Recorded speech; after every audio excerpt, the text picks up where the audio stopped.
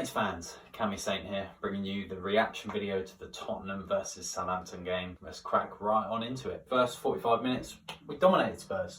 We dominated them. We were all over them. Had them in our pocket. Put them to the sword. Every cliche sentence you can say, we did. We deservedly got a goal from it, and we were leading at half time. Fantastic. The goal itself, Danny Ings, nice little deft header into the off the post and in. Superb finish from a superb striker. What more can you say? We should have had plenty more goals. We should have been 3-4-0 up, to be honest. We had so many chances. It was just unfortunate that we couldn't put them away. Down to the real point where I want to get into and want to investigate is the substitutions. They were questionable. So Danny Ings comes down with a hamstring injury. I think that's possibly his season over. Depends how bad that really is. But he comes off after having a striker goal. The obvious substitution is to bring on Nathan Redmond or Takumi Minamino. Big fan of Minamino, me. I think should be being used more. Otherwise, he should have just stayed at Liverpool because he's not really getting any game time here either. He should have come on, but instead, Ralph decides to go with a negative substitution in the 55th minute and bring on Ibrahima Diallo, who's a central defensive midfielder. Bit strange, don't you think? I don't know what the plan was, I don't know what the tactic was. I'm not sure if he turned around to the bench and went, look guys, I'm going to bring on Diallo. I think we can defend this 1-0 lead. I think we can. I'm going to change the shape, I'm going to bring on Diallo. His staff are just there like, good one Ralph, yeah, quality, yeah, do that.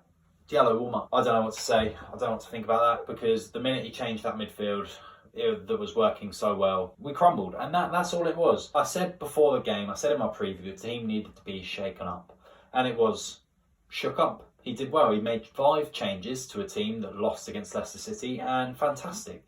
Ryan Bertrand was dropped, Salisu came in, he had a great game, Nathan Teller was brought in, Walcott was starting, Diallo was dropped, and Forster was dropped as well. You know, it was massive changes. We played so well, unbelievably well, for the first 45 minutes. The Spurs goal, absolute fantastic finish from Gareth Bale. I mean, just the curl on it to be able to knock that in. No power, just all accuracy, and it just floats into the corner past the keeper. I mean, McCarthy, bless him, stretched out 10 feet to try and save that and still couldn't get it. So, well played to Bale, well played to Spurs for scoring that. Could have been defended, I guess, but hey-ho, it's a goal. With 1-1, and then there's the penalty decision. Now I could sit here and, I can stand here and say, it's typical of a Big Six club to get a free kick upgraded to a penalty because, money or whatever. Premier League doesn't like to see the big teams lose or all this jazz. And not that I'm a firm believer in that, because I am.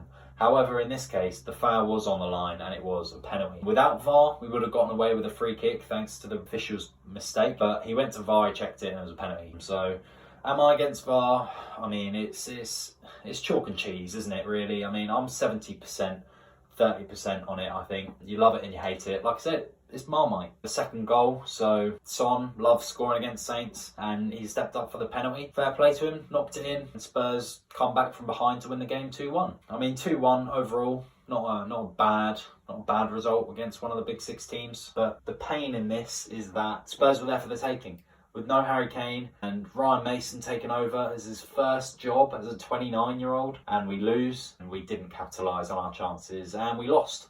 Simple as. The chemistry and the team was changed at half-time, pretty much half-time. It was just downhill from then. I don't know how on earth Ralph thought he could defend a 1-0 lead for 45 minutes. We've shown we can concede 9 goals in 90 minutes. I don't know. I don't know what the thought process was there. I thought he's supposed to be this super tactician, and even I was screaming at the telly saying, why have you replaced the striker with a CDM? Surely you've got to do a like-for-like replacement. Bring on Minamino, bring on Redders. But no, he didn't do that. I mean, to be fair, he brought on Redders late on with like 5 minutes to go, but it's not enough. It's not enough. I'm still Ralph in. Of course I am. I think he needs a summer. He needs a pre-season. Can't keep dropping points. We're the worst performing team in 2021. We are the worst performing team. Out of all 20 teams, we are the worst. That stings. That really does sting. Without further ado, let's get into some player ratings. McCarthy had an alright game. The goals. The penalties are 50-50. You either dive the right way or you don't.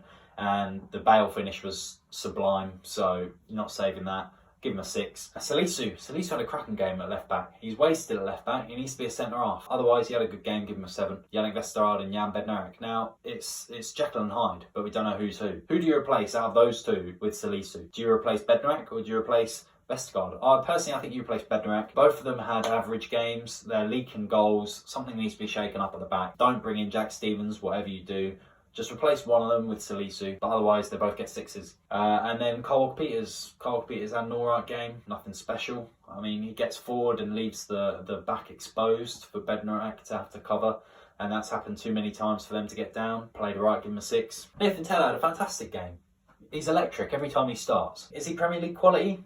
It's a grey area, you know. I think give him a 7. He played well. You know, the first 10 or 20 minutes, Nathan Tella can get you goals. Give him a 7. The engine room. 2 engines in the engine room, and that's always what we've needed. We've got Ward-Prowse and Stuart Armstrong, both players that can run 30k in 90 minutes. Diallo kind of goes in, disrupts what was working so well. They both run their socks off. They put effort in, they work hard.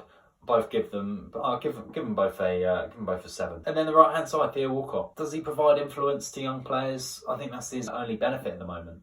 He provides the odd assist or the odd goal here and there, but it's not enough from him. I'd expect a lot more from Theo Walcott. I'll give him a 6. Danny Ings and Che Adams. The partnership that I've been looking forward to seeing all season. Danny Ings obviously got the goal, good finish, good header. Unfortunate to come off when we need him most. I feel like he does that enough. Unlucky to get the injury, but good with the goal, 7. And Che Adams works hard, but he doesn't have the goals to show for it. I've never seen a striker miss so many sitters other than Timo Werner. I think he's up there with him. But yeah, he definitely needs to add more goals to his name because he works so hard, he just doesn't get rewarded. I'll give him a 6. Substitutes, Diallo, why'd you bring him on?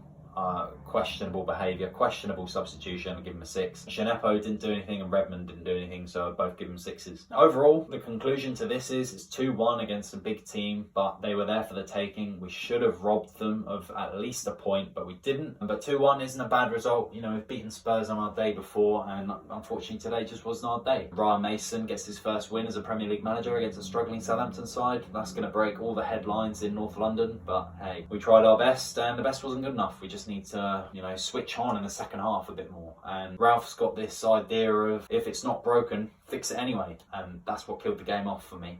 The substitution, the negative substitution in the 55th minute is what killed the game for us.